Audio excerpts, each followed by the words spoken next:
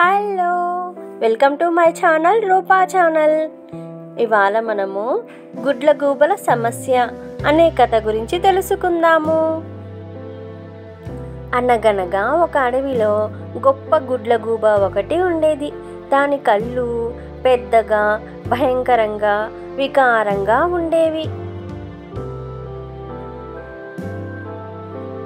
దాన్ని చూసి మిగతా పక్షులన్నీ ఎగతాళి చేసేవి. దాంతో గుడ్లగూబకి చాలా బాధ వేసింది. ఎలాగైనా తన కళ్ళను మార్చుకోవాలి అనుకున్నది. కానీ ఎంత ప్రయత్నించినా దాని కళ్ళు మటుకు చిన్నవి కాలేదు. భరించలేక చివరికి అది ఘోర తపస్సు చేసింది.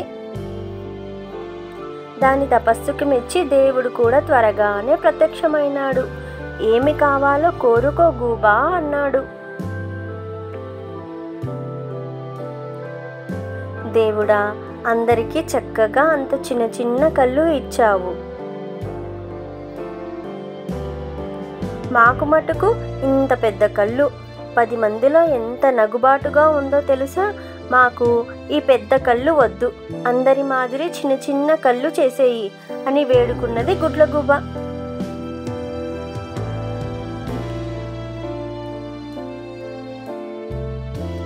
సరేలే, నీ ఇష్ట ప్రకారమే కానివ్వు అంటూ దేవుడు వెంటనే గుడ్లగూబల కళ్ళను చిన్నవిగా అందంగా మార్చేశాడు. అందమైన చిట్టి చిట్టి కళ్ళు పెట్టుకున్న గుడ్లగూబలు చాలా సంతోషపడ్డాయి.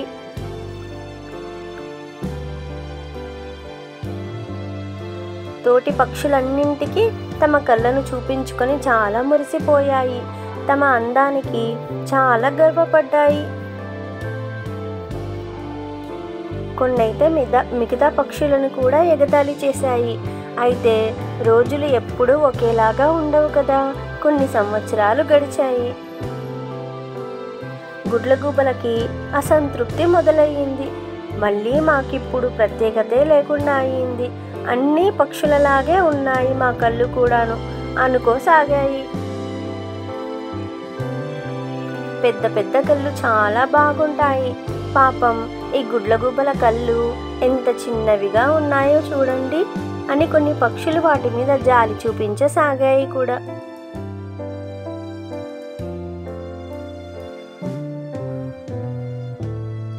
కళ్ళని పెద్దవిగా చేసుకునేందుకు గూబలు ఎన్ని మందులు వాడినా ప్రయోజనం లేకపోయింది.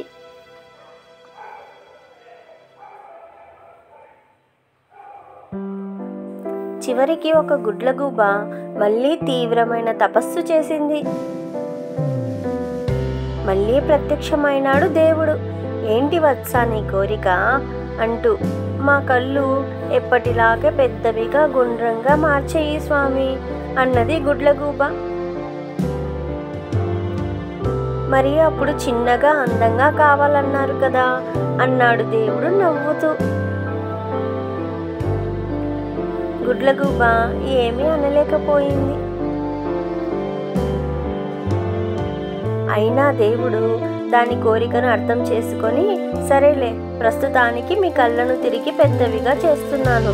ఇక మీద ప్రకృతి సహజంగా వచ్చిన వాటిని వేటిని చిన్న చూపు చూడకండి అని నవ్వుతూ మాయమైపోయాడు.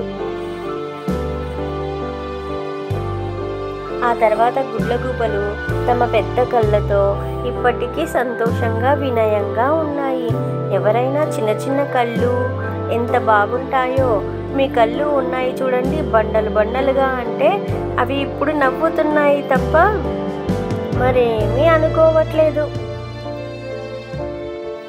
నా ఈ చిన్ని ప్రయత్నం మీకు నచ్చినట్లయితే ప్లీజ్ సబ్స్క్రైబ్ మై ఛానల్.